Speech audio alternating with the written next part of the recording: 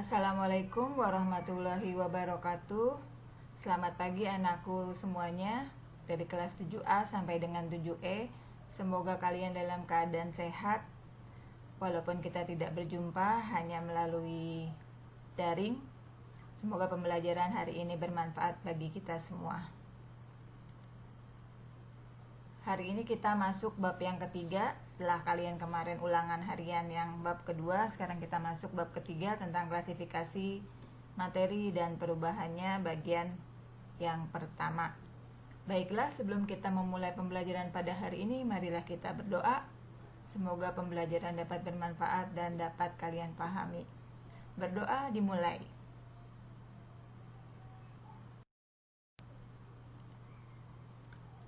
Adapun kompetensi dasar yang harus kalian kuasai, seperti biasa ada kompetensi pengetahuan dan kompetensi keterampilan. Untuk kompetensi pengetahuan dapat menjelaskan konsep campuran dan zat tunggal, unsur senyawa, sifat fisika dan kimia, perubahan fisika dan kimia dalam kehidupan sehari-hari.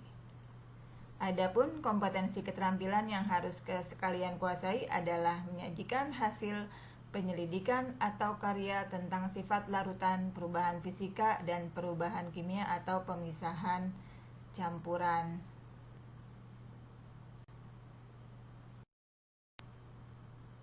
Tujuan pembelajaran kita pada hari ini yang pertama adalah kalian mampu membedakan zat padat, zat cair, dan gas.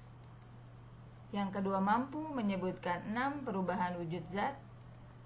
Yang ketiga, mampu membedakan zat, unsur, senyawa, dan campuran. Yang keempat, mampu membedakan sifat fisika dan sifat kimia suatu benda. Dan yang terakhir, mampu membedakan perubahan fisika dan perubahan kimia yang terjadi dalam kehidupan sehari-hari.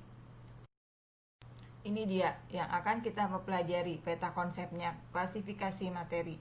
Bahwa materi itu diklasifikasikan atas zat tunggal dan campuran. Zat tunggal nanti dibedakan menjadi unsur senyawa, campuran dibedakan menjadi campuran homogen, campuran heterogen. Berdasarkan sifatnya ada sifat fisika, ada sifat kimia. Berdasarkan wujudnya ada padat, cair, dan gas. Berdasarkan materi perubahannya yaitu ada perubahan fisika dan perubahan kimia. Ini nanti kita akan pelajari satu persatu. Kita mulai bagian yang pertama, kita akan mempelajari tentang pengertian materi dan klasifikasi zat berdasarkan wujudnya. Baiklah, dalam kehidupan sehari-hari kita banyak menemui benda-benda, ya. Sepertinya Ibu ambil contoh di sini ada batu, ada air minum, ada udara dalam balon, ada gas hasil buangan kendaraan yang kamu lihat kalau mobilnya udah lama asapnya hitam. Apa sih kesemua ini, kesemua benda-benda yang ada di sekitar kalian ini? Ia adalah disebut juga dengan materi. Apa itu materi?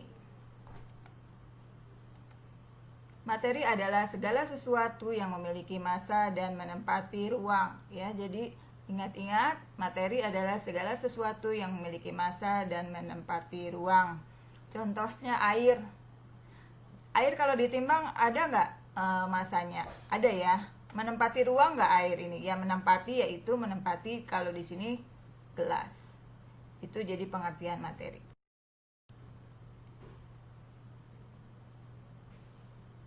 Klasifikasi zat berdasarkan wujudnya. Berdasarkan wujudnya, zat itu dibedakan menjadi 3. Ayo, siapa yang tahu? Dibedakan menjadi 3. Yang pertama adalah zat padat. Apa sih ciri-ciri zat padat? Yang pertama ciri-cirinya yaitu bentuknya tetap. Volumenya juga tetap. Letak partikel sangat berdekatan, gaya tarik-menarik sangat kuat.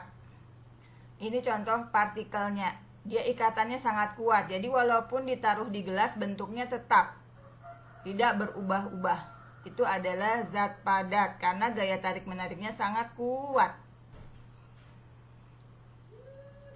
Yang kedua adalah zat cair. Cirinya bentuknya berubah sesuai dengan tempatnya. Volumenya tetap, letak partikelnya agak renggang, dan gaya tarik-tariknya partikelnya lemah.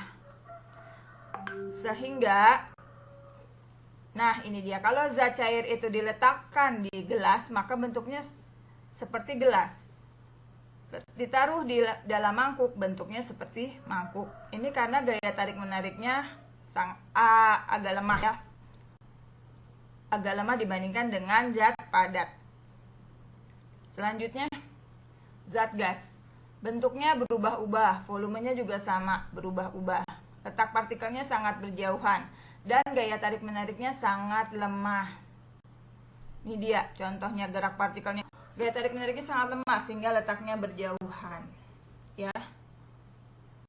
Semoga kalian dapat memahami ya perbedaan zat padat, zat cair, dan gas.